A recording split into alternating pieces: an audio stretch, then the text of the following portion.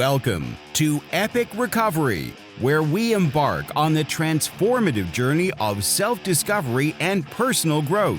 Join us as we unlock the secrets to genuine recovery, embracing our infinite possibilities, and forging an extraordinary life filled with purpose and profound meaning. Epic Recovery starts now. Hello and welcome back to Epic Recovery. I am really excited to be here with you today doing this show. I've been thinking about it recently. What is it I want to talk about here? There's so many different topics and things that I want to share with you.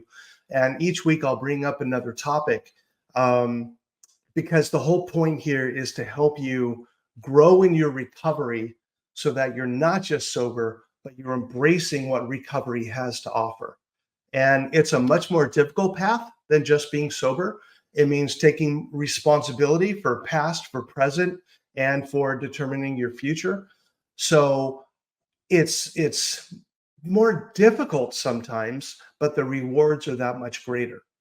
So I'm here to tell you that it is an amazing journey and it is well worth the effort, well worth going through all the pain and all the obstacles that are going to be in your way. But once you learn how to clear them, you're going to be stronger than you ever knew you were.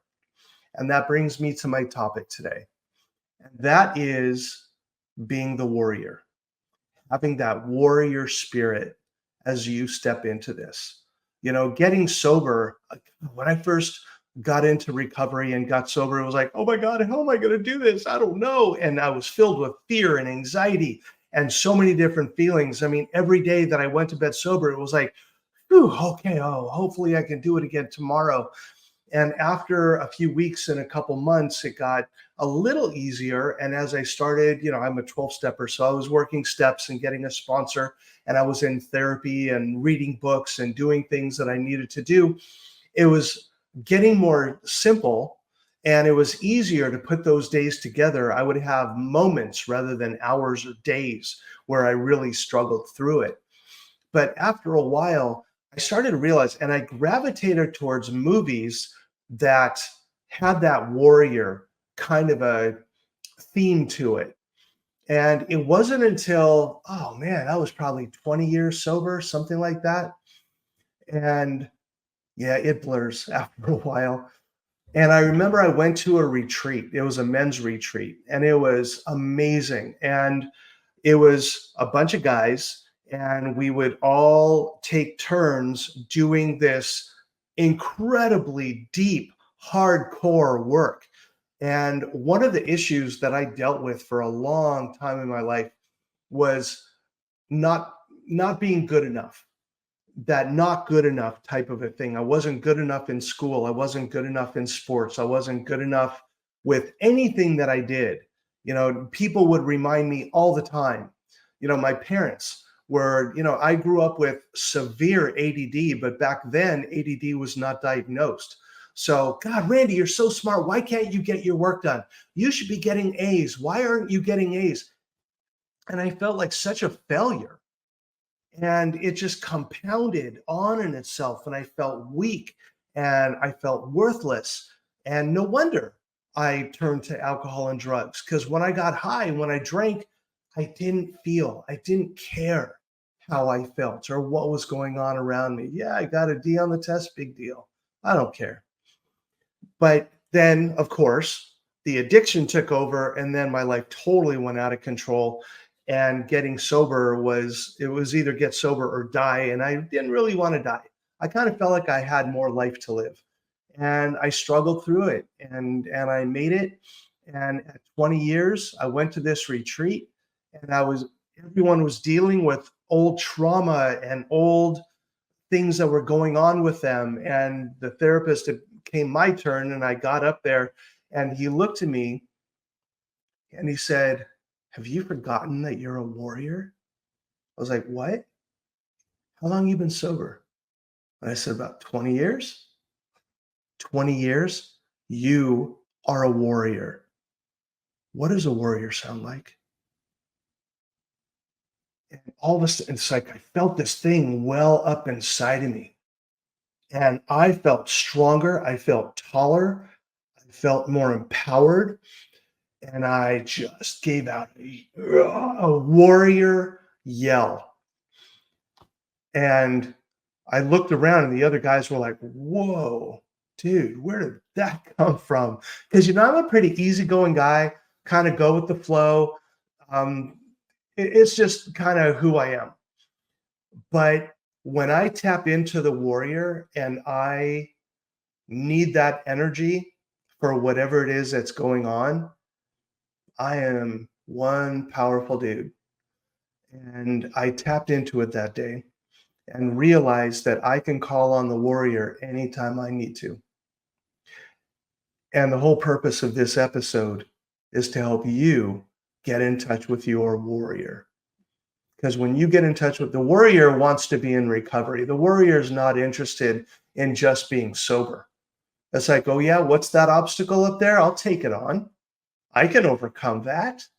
Absolutely. And the type of warrior spirit that I really enjoy is that guy right there, the samurai. I love what the samurai stand for. And when I saw this piece of art, I was at an art festival and I found this, and this is called the Praying Samurai. Because even though the samurai is one of the most brutal warriors out there, he remembers his spiritual center. He remembers that there's more to what he's going to do. He doesn't just kill to kill. He doesn't just posture himself. When he steps into a situation, he is going to win. He is going to conquer. There is that confidence there. There is that determination there that I will succeed. And the whole purpose of this recovery journey is for you to kick addiction's ass. Yes, it's a part of us. It always will be. And it's to be treated with respect and humility. I respect my disease. I respect my addiction. It is so strong and powerful that if I let it take over, my life is done. It will end my life. So I counterbalance the respect of the power of addiction with the power and the strength of the warrior. And it lives within me. It lives within you. It lives within all of us whenever we choose to call upon it. And here's the thing, my purpose for this program here that I'm doing, yes, a lot of it is based on addiction. But I always have in the back of my mind that this could be appropriate for anyone in recovery from whatever it is, whether it's an eating disorder, whether it's a past trauma, whether it's a combination of things. I really believe that everyone on this planet, we're all in recovery from something. We all have some type of a trauma. We all have some type of a hole that we've fallen into that was really difficult to get out of. Everybody has been through that, but most people choose not to even acknowledge it. But my thought is acknowledge it, face it, conquer it. I see my disease, I always picture it as a dragon, and it rears up, man, and it breathes fire, and it can step on me, and it can like snatch me up in its jaws, take me up 1,000 feet and drop me. And I have fallen so many times, but I battle that dragon with the warrior, and the warrior beats the dragon, and the dragon knows it. And the dragon just kind of sits and waits. The dragon is patient. Addiction is patient. The trauma, the feelings that come along with that, they are patient, and they sit there and they wait and they watch and they wait for that moment of weakness.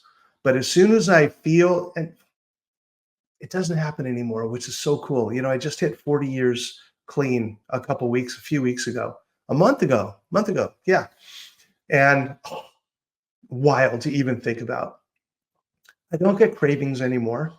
I no more obsessions. Every now and then, it's pretty funny actually when I have a using dream. I'll have one, but it's been so long. It's like I'll do a line of cocaine in my dream, but I don't remember what it feels like. So I don't get high and I'm all frustrated in my dream. It's like, oh, this is shit. This isn't working. And then I wake up and I wake up laughing. It's like, oh my God, it's been so long. I don't even remember. So I just laugh at it when I smoke a joint or drink or whatever I do in my dream. But a lot of times it's pretty funny. Someone would be like, hey, man, you want to smoke this? I'm like, nah, I'm good. Or, hey, you want a shot? I'm like, nah, I'm good. So it's funny that even in my dreams now, for the most part, I maintain my recovery. But even in my dreams, when I use, I don't even get high anymore. But at the beginning of my sobriety, oh man, using dreams were nasty. And I remember telling my sponsor one time, I'm like, oh my God, I had another using dream. I think I've had one every day, every night for the last week. He said, wow, that's awesome. I'm like, what? Why are you saying that's awesome? He said, because your disease knows that it can only get to you now when you're asleep. I was like, oh, that's pretty cool. Yeah. So when I looked at it that way and shifted the perspective on the using dream, all of a sudden it kind of took its power away.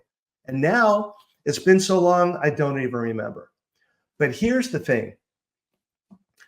People ask me every now and then, wow, you've been sober 40 years. Do you think maybe you could just have a glass of wine or maybe just take one hit off a joint or have one gummy? Do you think you'd be able to do that? And my answer is always the same. I say, maybe. But you know what? The dragon has been over there sleeping, or he's dead, but I'm not really sure if he's sleeping or if he's dead.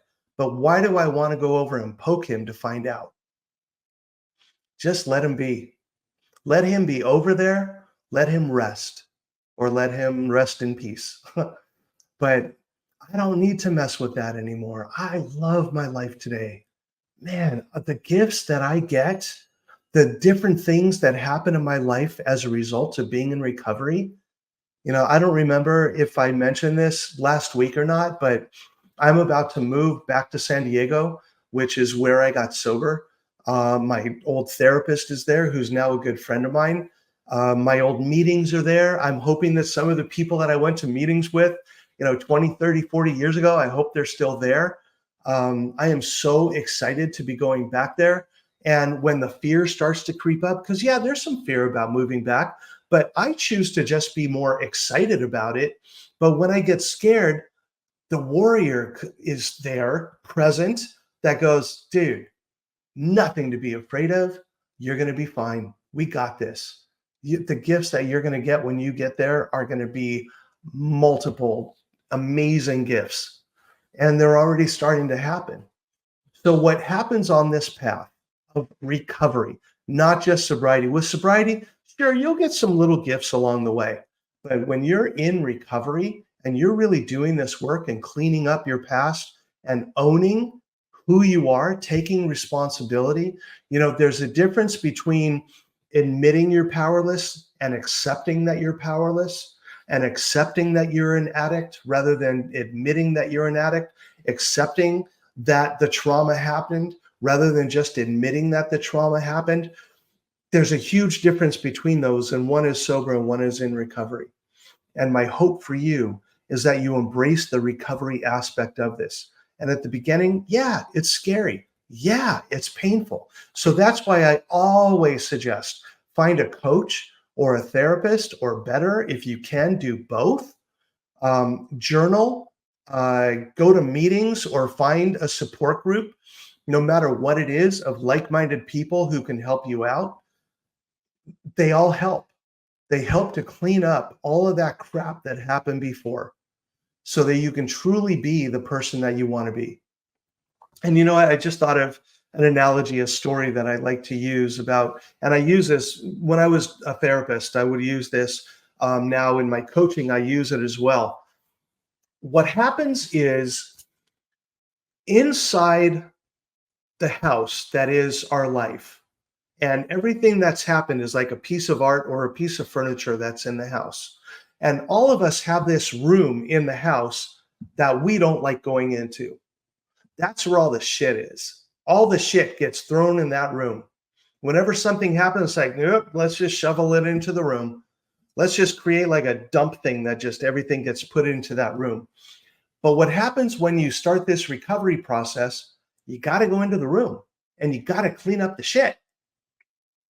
But we finally get the courage to open it up and we look in that room and it might be knee deep in shit. And we're like, I don't even know where to start. And you know what? Just start anywhere.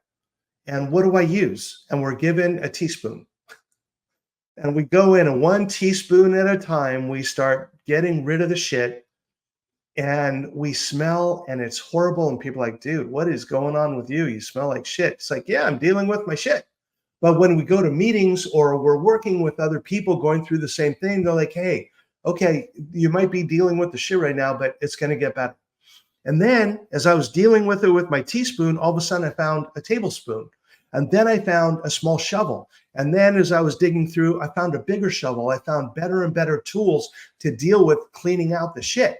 And then all of a sudden it's ankle deep. And it still seems like a lot, but it's much better than knee deep. And a saying that I heard a long time ago, when you look forward at how far you still have to go, it's important sometimes to look behind you at how far you've already come. So I kept digging and I kept working at it. And then I remember one time I kind of hit something with the shovel. I'm like, whoa, what was that? And I picked it up and I cleaned it off. And it was something really beautiful about myself that I didn't even remember was there because it was covered up in all the shit. And the thing that I found most was my sense of humor and my ability to play and my ability to be light and playful and curious and childlike and all of those wonderful things that make me who I am today. I found those because I dug through the shit. And today, yeah, I still have shit in the room. Absolutely. Every now and then it's like, whoa, where'd that come from? And I have to do an inventory and figure out, oh, that's from, oh, okay, now I need to go make an amends and I need to apologize for that. And then I clean up the shit some more. But I've come to realize that this recovery process is just that. It's a process. It's not an event. It's not like one day, oh, I'm recovered, I'm done. Never done. The warrior's work is never done. There's always more to do. And I keep digging and I keep working and I still do the best I can. And do I make mistakes? Yes, all the time. But when I do my best to own it and say, hey, I'm really sorry I said that. You know what? I didn't really mean that. And right now, with all the stress that I'm dealing with the move and closing on the house here and moving into the apartment there and movers and car transport, all the things that I'm dealing with, I'm a little afraid right now. You know, I'm not at my best. And I accept that.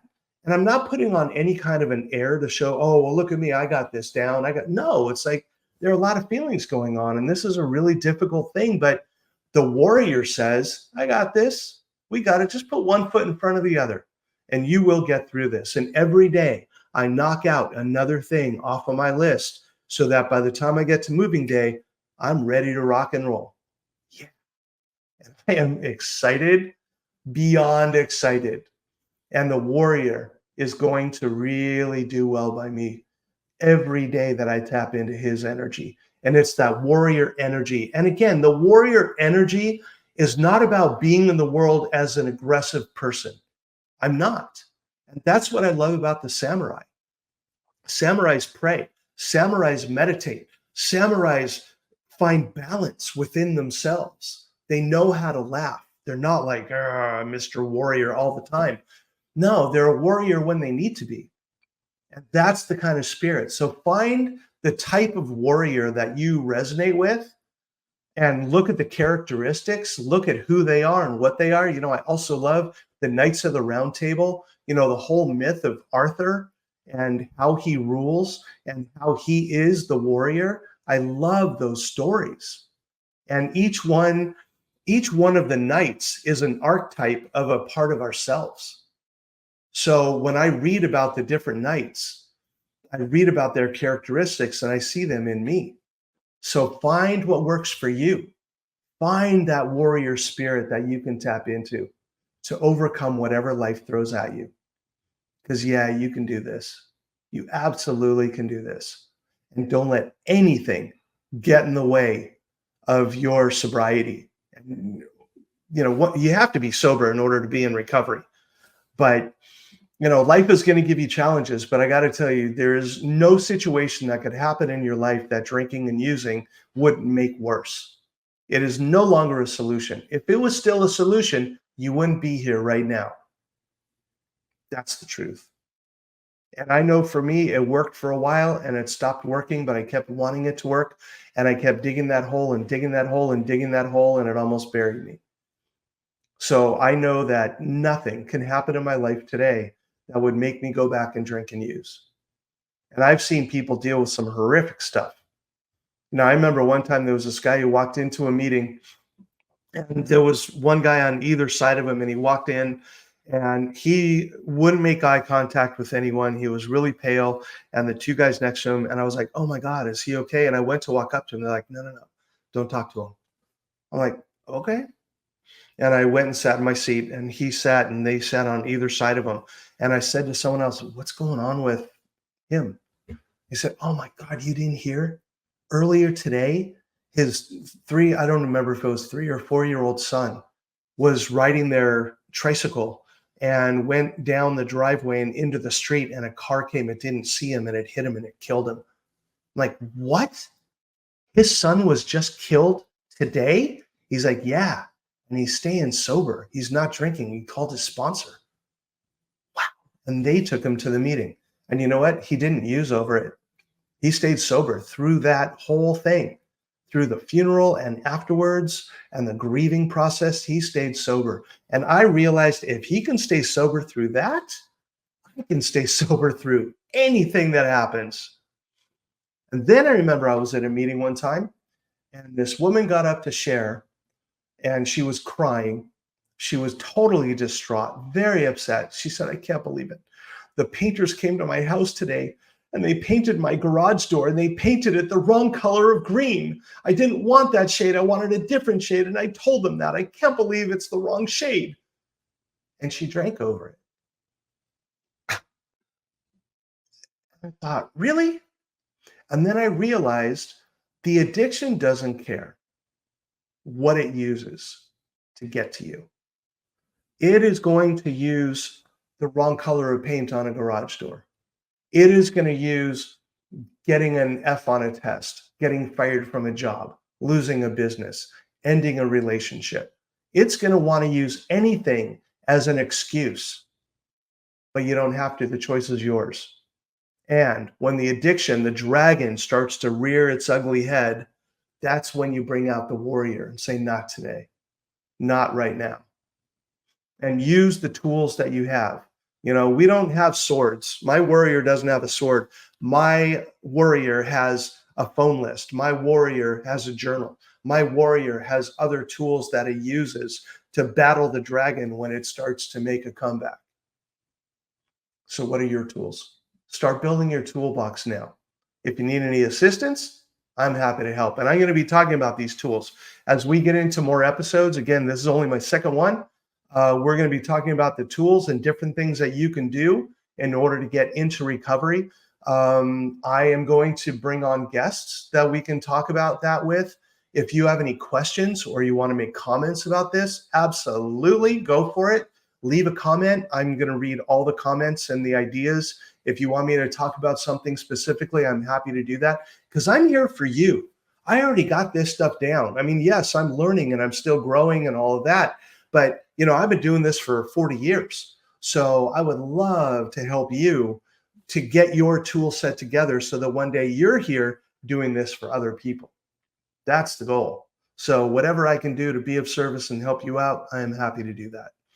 So thank you for tuning in today. I love doing this. I hope you got something out of it. And I will be with you again next week. And until then, I wish you all the best. Get that warrior out, dust off his tools, and watch what life will give you. Take care. Bye.